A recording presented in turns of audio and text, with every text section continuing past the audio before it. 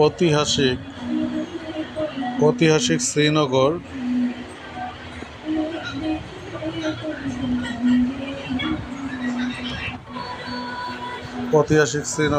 শ্রীনগরে একটি নামকরা জায়গা, যেটা মুন্সিগঞ্জ জেলায় অবস্থিত।